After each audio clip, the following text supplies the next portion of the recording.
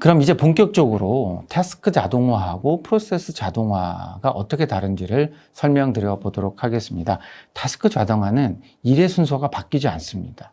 그리고 현업의 업무 전문가 분들의 역할, 책임 조직도 그대로입니다. 예를 들어서 HR 부서에서 채용 업무를 담당하시는 분이 계시다라고 하면은요, 그분의 업무를 쭉 진행을 하시다가 예를 들면 입사 지원서를 OCR 툴을 통해서 그 다음에 텍스트 마이닝 툴을 통해서 자동으로 분류하고 정리한다라고 하는 업무를 진행을 한다라고 가정을 해보면요, 실제로 개별 타스크에 대한 자동화는 진행이 되지만 프로세스가 혁신된다라고 보기는 어렵습니다.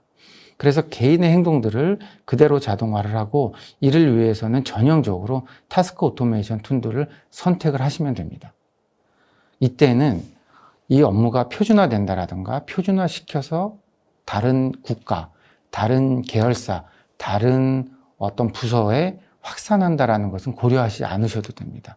그리고 해당 타스크만 잘 자동화되면 되기 때문에 그렇게 신뢰성에 대한 부분도 많이 고려하시지는 않습니다. 하지만 블루프리즘에서 얘기하는 프로세스 자동화는 그 프로세스 자동화가 디지털 워커가 테이크오버 할 거기 때문에 그 프로세스 자체를 완전히 재정의하게 됩니다. 예를 들어서 아까 이제 인사부에 채용 관리 업무를 진행한다고 했을 때 신규 직원이 채용이 되게 되면은 재무부서에서는 급여, 복리후생이라든가 4대 보험 관련된 여러 가지의 업무들을 또 자동화를 하게 됩니다. 또 총무나 구매부서에서는 노트북을 지급한다든가 아이디를 발급하다든가 등등의 또 업무들을 자동화할 수 있겠죠. 그러면 이 프로세스가 자동화가 된다는 것은 디지털 워커가 여러 부서에서 흩어져 있는 단위 타스크들의 자동화의 부분들을 모두 모아서 완전히 디지털 워커가 테이크오버해서 독립적으로 운영한다는 것을 뜻합니다. 그래서 직원을 채용하고 직원이 온보딩 되는 데에 관련된 여러 부서에 여러에 관련된 일들이 일의 순서가 바뀌고요. 주체가 바뀌게 됩니다. 그러므로 해서 우리 현업 담당자분들의 역할과 그 다음에 조직 책임 소재도 바뀌어야 합니다. 그래서 프로세스 혁신이 일어난다라고 보고 있거든요. 그러면 이렇게 디지털 워커가 테이크오버 해서 더 이상 휴먼 워커가 관여하지 않는 형태로 진행이 되게 됐을 때는 우리는 표준화, 그 다음에 확산성, 신뢰성이라고 하는 부분들이 매우 중요한 요소로 대두되게 됩니다.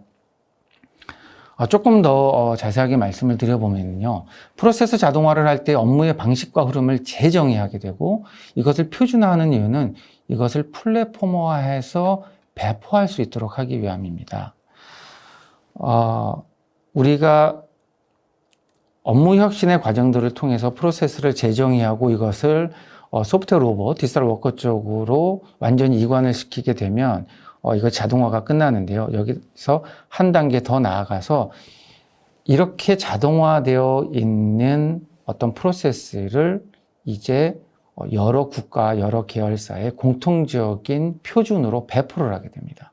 이렇게 배포를 할 때는 이것만 배포해서 될 것이 아니라 이것을 각 계열사나 국가나 지사나 지역에서 수정해서 변경해서 재활용할 수 있도록 하는 기술적 요소들이 들어가야 되는데 이를 위해서는 플랫폼화에 필요한 기술적인 요소들이 필요하게 됩니다. 그래서 우리가 프로세스를 무한 확장한다는 것은 이렇게 플랫폼화된 프로세스가 전사적으로 그 다음에 전 세계적으로 확산하여 배포됨으로써 기업이 속도와 스케일의 경쟁에서 이길 수 있도록 돕는다라는 목적의식을 가지고 있습니다.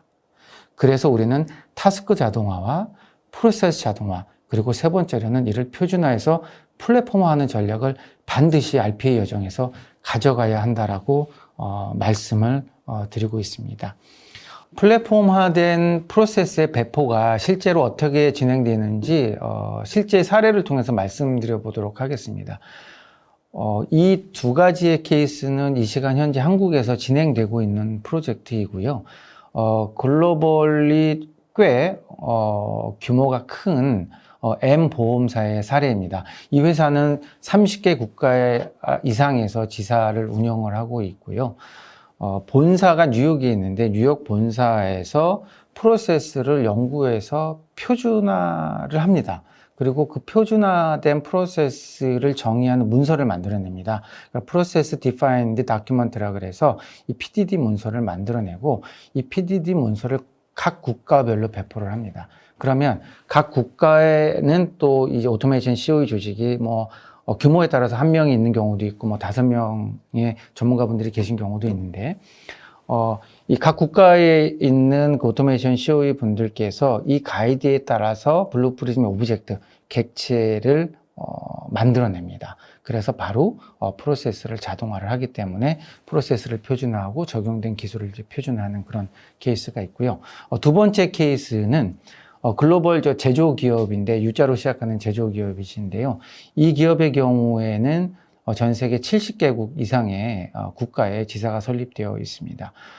최근까지도 국가별로 각기 다른 RPA 플랫폼으로 프로젝트를 하셨다가 이제 글로벌 확산, 그다음에 표준화, 거버넌스를 위해서 모두 다 중단하고 블루프리즘을 표준으로 해서 프로젝트를 다시 전개하고 계신데 이 케이스 같은 경우에는 표준화 프로세스를 정의하는 PDD 문서를 본사에서 만들고 인도의 디지털 혁신센터 내에 오토메이션 COE 조직이 또 있습니다. 그래서 오토메이션 COE 조직이 이 PDD 문서를 보고 표준 프로세스를 적용하는 데 필요한 오브젝트, 객체들을 다 만들어냅니다. 그리고 PDD 문서하고 이 기술을 적용한 오브젝트들을 함께 해서 전 세계 국가들한테 배포를 합니다.